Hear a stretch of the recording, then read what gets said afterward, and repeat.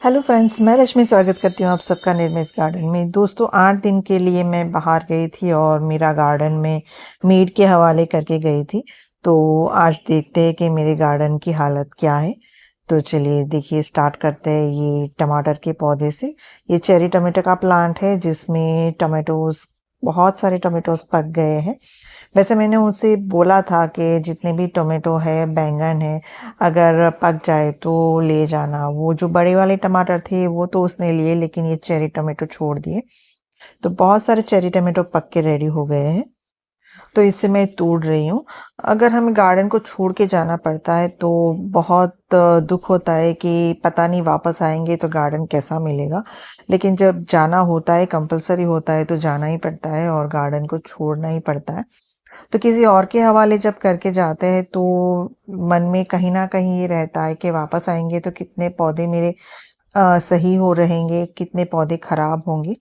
लेकिन अब मेरी मेड भी ज़्यादातर समझ गई है कि कौन से पौधे में कितना पानी डालना है, तो इतनी ज़्यादा दिक्कत नहीं आती है। लेकिन फिर भी कई पौधों में ओवर वाटरिंग हो जाती है और उसकी वजह से पौधे में या तो पेस्ट अटैक होता है या फिर पौधा खराब हो जाता है। देखिए, मेरा टमाटर का पौधा बहुत अच्छी तरह से, इसमें टमाटर भी बड़े बड़े हो गए और 1-2 दिन में ये भी पक जाएंगे। ये मेरा बैंगन का प्लांट है जिसमें मैं जब गई थी तब मेरे पास जितने भी 4-5 बैंगन के प्लांट थे उन सभी में बैंगन लगे हुए थे, लेकिन वो सारे रेडी हो गए थे तो वो उतार के ले गई थी। और मेथी इतनी अच्छी नहीं है, वो ख़राब होने लगी है, तो अब मैं जितनी भी है उसे मैं हार्वेस्ट कर लूँगी। साथ ही में देखिए, यहाँ पे मेरा मोरिंगा का पेड़ है, इसमें बहुत सारी फलियाँ इस बार लगी हुई थी। मैं 2 बार मैंने इसमें से हार्वेस्ट किया था और तीसरी बार वो हार्वेस्ट करके ले गई है। 5 से 6 फलियाँ बची हुई थी तो उसने तोड़ लिए। जबकि ये बैंगन का पौधा है, इसमें भी देखिए ओवर वाटरिंग की वजह से इसमें भी पेस्ट अटैक हुआ है, पीछे चींटियाँ चल रही हैं, तो मुझे इसमें नीम ऑयल का स्प्रे करना पड़ेगा। फिर यहाँ पे हरी प्याज लगी हुई है जो कि अच्छी तरह से ग्रोथ कर रही है, उसमें कोई दिक्कत नहीं आई है। लेकिन यहाँ पे मेरे एक मिर्ची का पौधा लगा हुआ है, जिसमें लीफ कर्ल हो गया है, क्योंकि मिर्ची के पौधे को कम पानी चाहिए। लेकिन वो रोज़ ही इस क्यारी में पानी, जब क्यारी में पानी देती थी तो सारे पौधों में अच्छी तरह से वो पानी देती थी, तो वो मिर्ची के पौधे में लीफ कर्ल हुआ है। और ये लौकी के जो बेल है उसमें भी फंगस लग गई है ओवर वाटरिंग से, तो ये पौधा भी ख़राब हो गया है। लेकिन जब मैं गई थी तब इसमें बीज डाल के गई थी, तो ये सारे पौधे जर्मिनेट हो गए हैं, सारे बीज जर्मिनेट हो गए हैं। साथ ही कॉलीफ्लावर है जो कि अब बिखर चुका है, तो इसे मुझे निकाल देना पड़ेगा। वो ये लेके नहीं गई, वो मैंने उसको बोला तो बोला, मुझे उसमें समझ नहीं आया कि मैं इसे क्या करूँ, इसलिए उसने छोड़ दिया। तो उसे मैं अब निकाल दूंगी। जबकि ये मूली के बीज इसमें लग रहे हैं, ये मूली के फूल है। अब इसमें फलियां बनेगी और उसमें से जब वो फलियां सूखेगी तो उसमें से मूली के बीज मैं हार्वेस्ट कर लूँगी। तो अगर आपने भी मूली लगा रखी है और उसमें बीज बन रहे हैं तो उससे बनने दीजिए। अगर आप मार्केट से ही लेना चाहते हो तो वो ले लीजिए और आप बीज हटा दीजिए। लेकिन जो घर के बीज होते हैं वो काफ़ी अच्छी तरह से जर्मिनेट होते हैं। जबकि ये कॉलीफ्लावर भी पूरी तरह बिखर गया है, तो इसे मैं अब निकाल दूंगी। अब देखिए, मेरी दूसरी मूली भी बीज बनाने पे आ गई है, इसमें भी फूल खिल गए हैं और फिर अब इसमें फलियां बनेगी और जब फलियां सूखेगी तो बीज बनेंगे। अब ये मेरी बीन्स की एक बेल है, वाल की बेल है, जिसमें जब मैं गई थी तब इसमें बीन्स लगी हुई थी, तो तब मैंने हार्वेस्ट नहीं की थी क्योंकि वो मैच्योर नहीं थी। लेकिन जब आई हूँ तो इसकी जो बीन्स है वो थोड़ी सी सूख गई है और थोड़ी सी है वो अब रेडी हो चुकी है, तो उसे मैं निकाल रही हूँ। तो जहाँ तक मेरा हाथ जा रहा है वहाँ तक मैं उसे निकाल रही हूँ। बाकी ये बेल काफ़ी ऊपर तक चढ़ गई है, तो जो ऊपर लगी हुई है वो मैं नहीं निकाल पाऊंगी, वो मैं बाद में निकाल लूँगी। उसी तरह से यहाँ पे करेले की बेल थी, उसमें भी देखिए अब करेले, छोटे छोटे करेले लग रहे हैं, तो ये भी अच्छी तरह से ग्रोथ कर रही है। जबकि ये टिंडोला की बेल है वो पूरी, वैसे ऊपर उसके जितने भी पत्ते वो पूरे ही सूख गए हैं, तो मैं इसको प्रून कर दूंगी। क्योंकि नीचे की जो इसकी उसका तना है वो हरा ही है, उसमें कोई दिक्कत नहीं है। तो उसे मैं प्रून करूंगी तो नए से नई पत्तियां आएगी और नई फ्रूटिंग होगी। अब देखिए ये शहतूत का प्लांट है, इसमें भी अब ग्रोथ स्टार्ट हो गई है और देखिए जैसे ही ग्रोथ स्टार्ट हुई इसमें फ्रूट ही लगे हुए हैं, आपको दिख रहे होंगे। देखिए ये उसमें शहतूत लगे हुए हैं, तो ये भी बहुत अच्छी तरह से ग्रोथ कर रहा है। इसकी अभी ग्रोथ पीरियड स्टार्ट हो गया है। अब देखिए यहाँ पर टमाटर लगे हुए हैं, जो मैंने आपसे पहले एक वीडियो शेयर किया था कि मुझे मुफ्त के पौधे कैसे मिले, ये सारे वही टमाटर है और उसी में से टमाटर भी लग रहे हैं।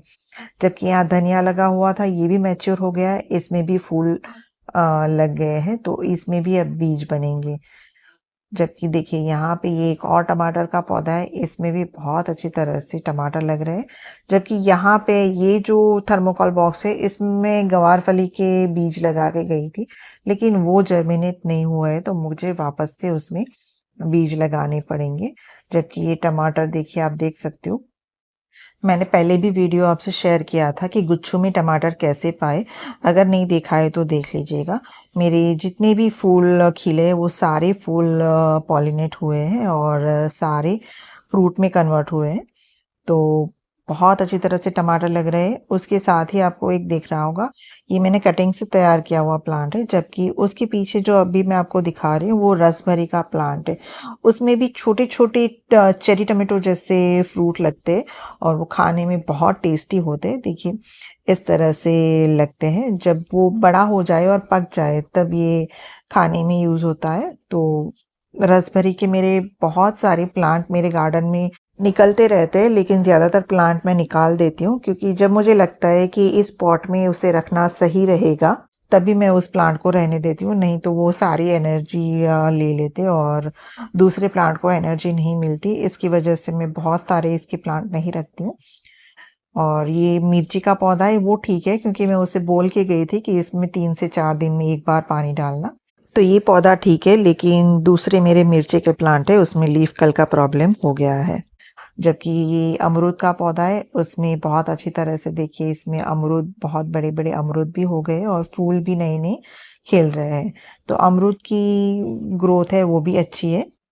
तो ये जो बड़े प्लांट होते हैं उसमें कोई दिक्कत नहीं आती है, लेकिन जो छोटे छोटे प्लांट होते हैं उसमें अगर ओवर वाटरिंग होती है तो पौधा खराब हो जाता है। और ये इस ग्रो बैग में मैं भिंडी के बीज लगा के गई थी, जो कि सारे बीज है वो जर्मिनेट हो गए हैं।